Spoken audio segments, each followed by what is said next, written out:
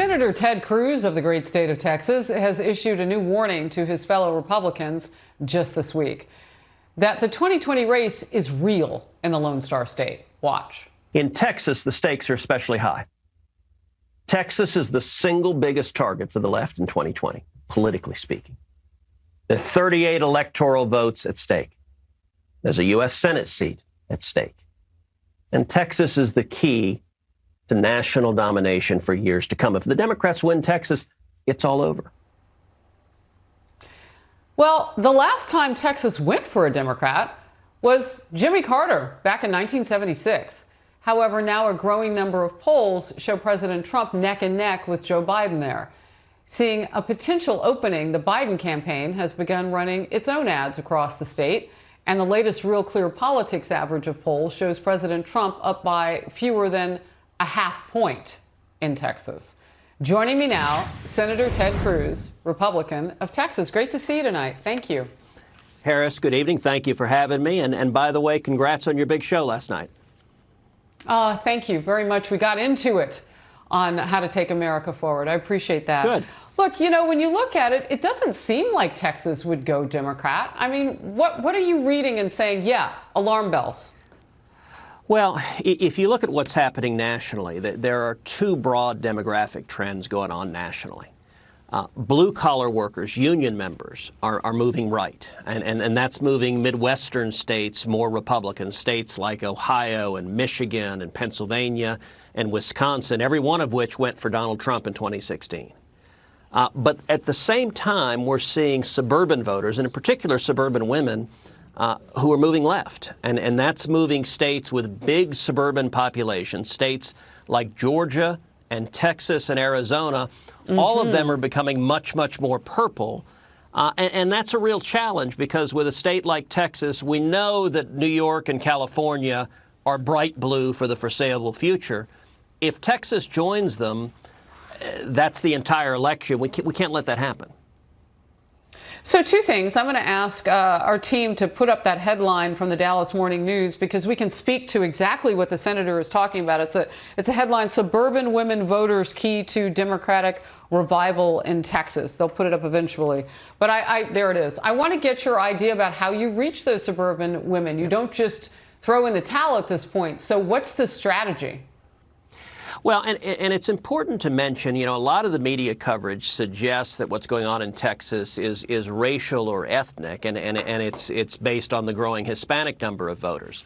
The data don't back that up. Many of the Hispanics in Texas are quite conservatives. Every time I've run in Texas, I've gotten well over 40% of the Hispanic vote, and that is despite running as an unapologetic conservative, fighting to secure the border, build a wall, and stop amnesty. So it's not the demographic piece on racial and ethnic lines. It's rather, I think the media have done a very good job of frightening, painting a very scary picture with suburban women of the president.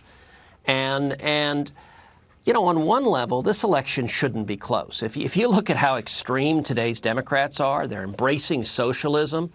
Even a month ago, if I'd come on your show, Harrison, if I'd said the Democrats are going to argue for abolishing the police, you would have said, hold on there, that's a little bit crazy.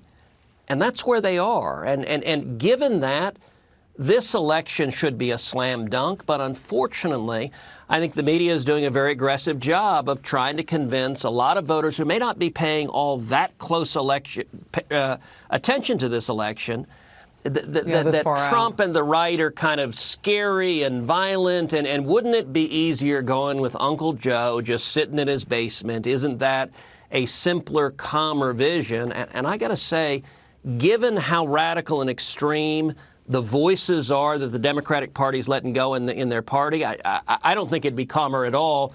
But I think it's incumbent on us to make that case. All right, here's Joe Biden making his case to the state of Texas. I'm thinking of all of you today across Texas. I know the rise in case numbers is causing fear and apprehension. This virus is tough, but Texas is tougher. So, Senator Cruz, today's polling, Fox News poll, looked at what was most important to voters all across the country, not specific to Texas, but 29% said COVID-19, and actually other things were below it, like the economy. So he hits that in your state, and what do you say? Listen, I think those ads are effective, and by any measure, 2020 has been a hellish year. Nobody started this year on New Year's Day predicting a global pandemic, the Great Depression, and race riots. I mean, it's horrific what's happening to our country, and I think Biden and the Democrats are very smartly trying to capitalize on it, and what Biden's doing there in soft focus is say, hearken back to a calmer, peaceful time. That is a dangerous message. That's a compelling message. And I think it's important, if this election focuses on issues, if it focuses on substance, if it focuses on a contrast between free enterprise and socialism, on a contrast between the Constitution and Bill of Rights and rule of law versus anarchy and violence, we win. But if it's just a personality contest, that's what the Democrats want it to be because they think they win that election. Senator Ted Cruz, thank you very much for your time tonight. Always good to see you. Always a pleasure.